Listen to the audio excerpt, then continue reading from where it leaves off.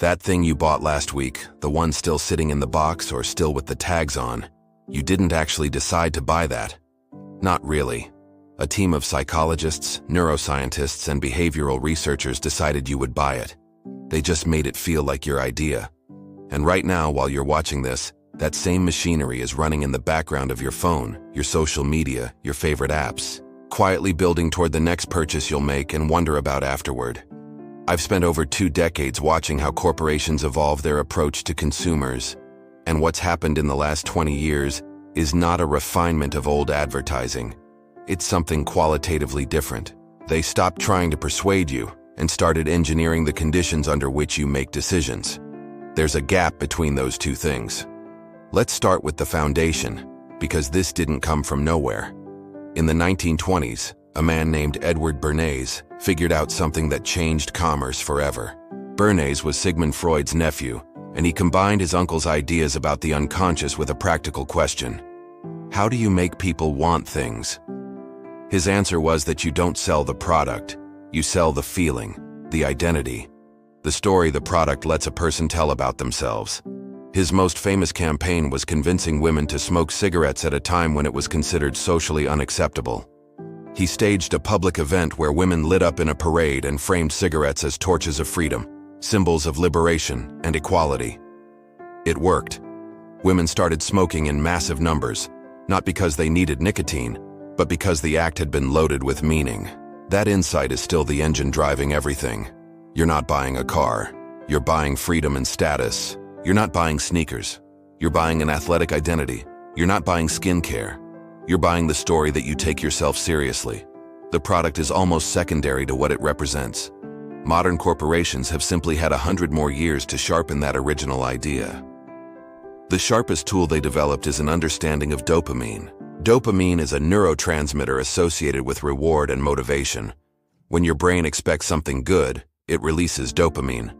That feeling of anticipation, the excitement before you get something, is dopamine. Here's the part corporations figured out.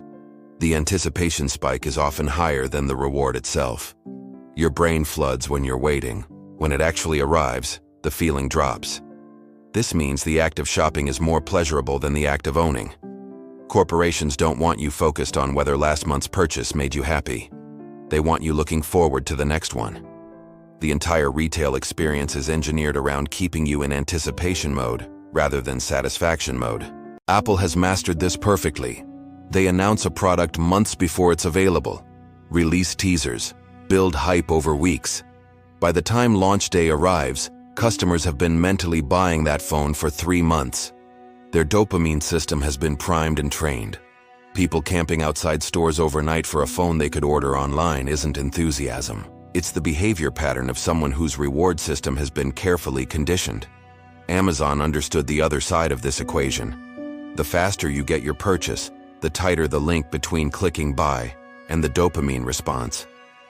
2-day shipping became 1 day, then same day. Now in some places 2 hours. Each compression of the delivery window makes the behavior more addictive because the feedback loop tightens. Your brain learns that buying something produces a near-immediate reward, which is exactly the same mechanism that makes slot machines hard to walk away from. Speaking of slot machines, variable rewards are one of the most powerful manipulation tools corporations borrowed directly from gambling. A predictable reward is satisfying. An unpredictable reward is addictive. Your brain is wired to find uncertain outcomes more compelling than guaranteed ones, because that's how it was built to hunt and forage. Corporations exploit this constantly. Flash sales with unpredictable timing, limited quantities so you don't know if you'll get one, mystery boxes, clearance sections where you never know what you'll find. All of these create the same neurological pull as a slot machine because they use the same mechanism. Social media shopping layers this perfectly. You're scrolling and suddenly there's a sponsored post for exactly something you've been thinking about. But the deal might end, the size might sell out, you might not see this again. That combination of variable discovery plus manufactured scarcity is a machine designed to produce impulsive purchasing. Then there's the endowment effect, which sounds academic but is something you've felt hundreds of times without having a name for it. Once you feel like something belongs to you, even slightly giving it up feels like a loss. Free trials are built entirely on this. You use a service for 30 days, and by the end it feels like yours. Canceling doesn't feel like declining to pay for something.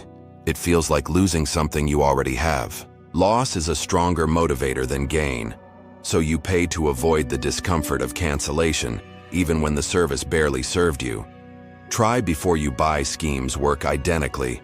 Physical stores let you hold and interact with products, because research consistently shows that touching something makes you more likely to buy it. Your brain starts processing it as already yours. Online retailers compensate with multiple camera angles, zoom capability, and lifestyle photography showing the product in use. They're trying to create that sense of psychological ownership without the physical object.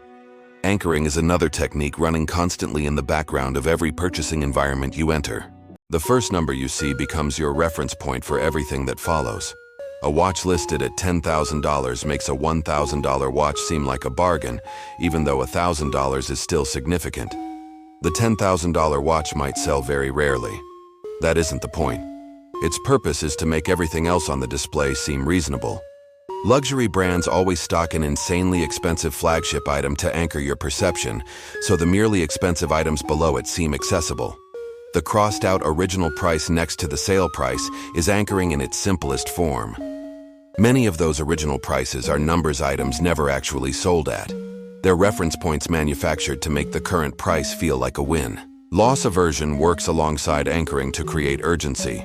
We feel the pain of losing twice as strongly as the pleasure of gaining. Corporations engineer situations where you feel you're about to lose an opportunity, not gain a product. Sale ends in 2 hours. Only 3 items left. These tools trigger a fear response designed to override careful thinking. Loyalty program points exploit this. The points aren't worth much, but losing them feels bad enough that people make purchases specifically to avoid expiration. You end up spending money to protect something that cost you money to earn in the first place. Identity marketing might be the deepest manipulation of all. Once a brand becomes part of how you see yourself, the relationship transforms. You stop evaluating the product on its merits and start defending it as an extension of who you are. Apple understood this perfectly. Buying their product isn't a consumer transaction. It's an act of self-expression. Nike sells athletic identity. Patagonia sells environmental consciousness. The products are almost incidental. What's being sold is a mirror that reflects back a flattering image of who you are or want to be. And once you've bought the mirror, questioning it feels like questioning yourself. On top of all this, surveillance-powered personalization has made the entire system exponentially more effective. The marketing of the future knows you better than you know yourself. Corporations track what you look at, what you skip, how long you hover, what you buy, what you abandon at checkout, and what you return. They build psychological profiles detailed enough to predict your behavior better than you can predict it yourself. Retargeting ads that follow you around the internet after you've looked at something once are a visible example, but they're just the surface. Dynamic pricing adjusts what you're charged based on who you are and how much the AI thinks you want something. If you've looked at a product multiple times, the price may go up because the system has identified you as a motivated buyer. 2 people searching the same product on the same platform can see different prices based on their profiles. This is the part most people find hardest to fully absorb. You're not shopping in an objective marketplace. You're navigating an environment that has been personalized to extract maximum spending from you specifically, based on everything the system has learned about your weaknesses, and the system is getting better at this every year. So what can you actually do? Not to achieve perfect immunity, that's not realistic when the machinery is this sophisticated, but to reduce how much of your money and freedom gets extracted without your genuine participation. Create friction deliberately. Delete saved payment information from websites. If you have to manually enter your card details every time, you'll think more carefully before clicking buy. It sounds small. The data shows it works. Implement waiting periods. Want something? Write it down and don't buy it for 48 hours. A week if it's expensive. Most impulse purchases evaporate during the waiting period because the dopamine spike from anticipation fades and the rational evaluation that was bypassed gets a chance to run. What felt urgent on Tuesday often seems unnecessary by Friday.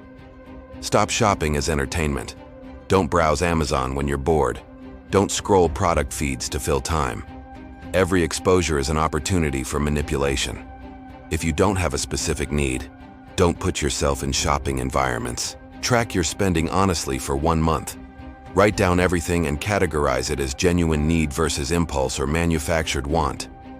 Most people who do this for the first time are surprised by the numbers. Seeing the pattern clearly is more motivating than any budgeting advice. Question the identity associations. Ask yourself honestly whether you'd want the product if it had no brand on it. If the brand disappeared and it was just an object at its functional price, would you still want it? Often the answer is no. You wanted what the brand promised to say about you, not the physical item. The corporations will keep refining these techniques. That's not going to change. But there's a meaningful distance between being manipulated without knowing it and being manipulated while watching it happen. Awareness doesn't make you immune. It just means you're no longer playing the game completely blind. Your money is ultimately yours. The whole system is designed to make that feel less true than it is.